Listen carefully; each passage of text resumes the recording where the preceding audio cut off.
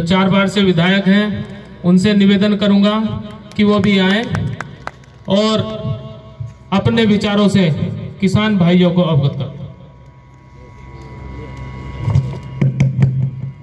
भारत माता की, भारत माता की।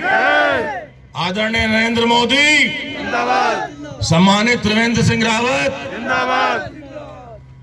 मित्रों, देवभूमि के द्वार हरिद्वार में आज जो हम किसानों का सम्मेलन हुआ है, उसकी अध्यक्षता कर रहे हमारे सम्मानित महामंत्री संगठन आदरणीय अजय जी, हमारे संगठन के महामंत्री आदरणीय कुलदीप जी, हमारे सम्मानित जिला अध्यक्ष चौहान साहब, हमारे जनपद हरिद्वार का कैबिनेट में नेतृत्व कर रहे आदरणीय मंत्री मदन कौशिक जी, हमारे समस्त मंडल के पदाधिकारी, सम्मानित विधायकगण और सबसे ज्यादा आदरणीय और सम्मानित अन्नदाता जो आप आए हैं, आपका सेवक होने के नाते आपको पहले प्रणाम करता हूं।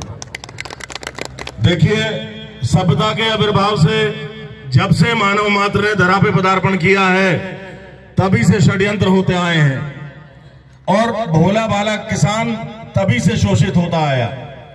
आप ये देखिए कि जो व्यक्ति उसका भला करना चाह रहे हैं, आदरणीय नरेंद्र मोदी जी प्रधानमंत्री के रूप में प्रकट होकर के आए, श्री राम की तरह, मर्यादा पुरुषोत्तम की तरह से, जिस तरह के उन्होंने कानून में आमूल चूल परिवर्तन किए हैं, हमने अच्छी तरह से पढ़ा है। वास्तव में उससे बढ़िया कानून कोई किसानों के लिए नहीं हो सकता। पिछले शताब्दियों से जो किसान का शोषण हो रहा था, आजादी के बाद भी कांग्रेस के राज में किसान गुलाम था, अपनी मन मुताबिक फसल को नहीं बेच सकता था।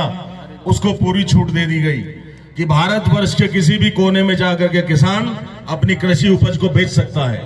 उसके अलावा लॉ ऑफ कॉन्ट्रैक्ट, यानी कि आप व्यापारी को दिखा दें अपनी फसल और 100 रुपए के स्टैंप पेपर पर उससे हलफनामा भरवा लें, वो शर्तों का उल्लंघन नहीं कर सकता। जो रेट तय हो गया उससे नीचे नहीं कर सकता, और अगर कर भी रहा है तो किसानों को अदालत के चक्कर काटने की जरूरत नहीं। किसान सीधा एसडीएम के पास जाए और एसडीएम पूरी पैरवी उनकी करेगा। आज तक हुआ था इस तरह? बताइए आप, कभी नहीं हुआ। लेकिन वही बात है कि हर अच्छी बात का विरोध होता है, और जो हमारे विपक्षी दल हैं, बड़े विनम्रता पूर्वक कहना चाहूंगा कि भारतवर्ष के अन्नदाता को छलना बंद करें। किसका नुकसान कर रहे हैं? अपना ही नुकसान कर रहे हैं। वोट की राजनीति के चक्कर में हमारे किसानों को उलझा रहे हैं और ऐसे ऐसे लोगों को लाके खड़ा कर रहे हैं जो देशद्रोही हैं। कभी खालिस्तान जिंदाबाद के नारे वहां से आते हैं, कभी किसी कैदी को, जो वहां पे अपराधी बंद है कैद में, उनके हक में वहां पे प्रदर्शन होते हैं। ये अच्छी बात नहीं।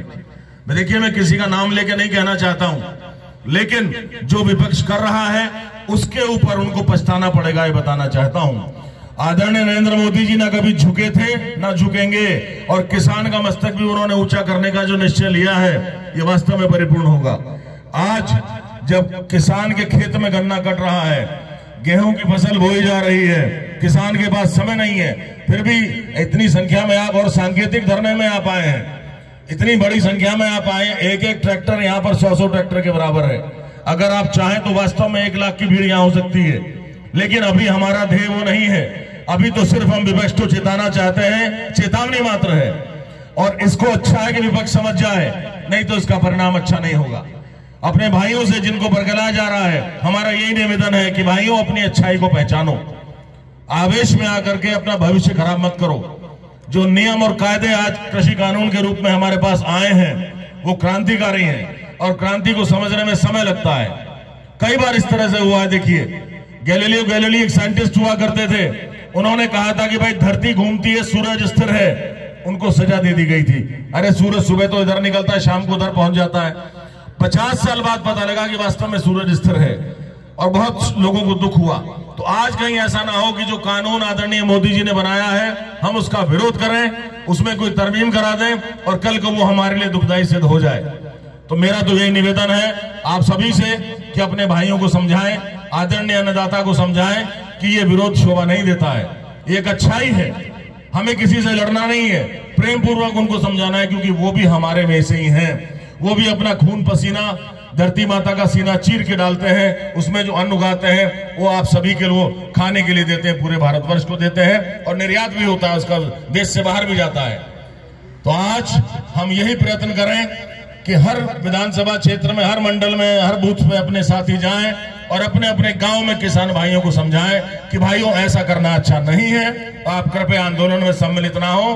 और मोदी जी जो हमें एक ऐसा पारस पत्थर दे रहे हैं उसका अवलोकन करें। जय हिंद, जय भारत, जय उत्तराखंड।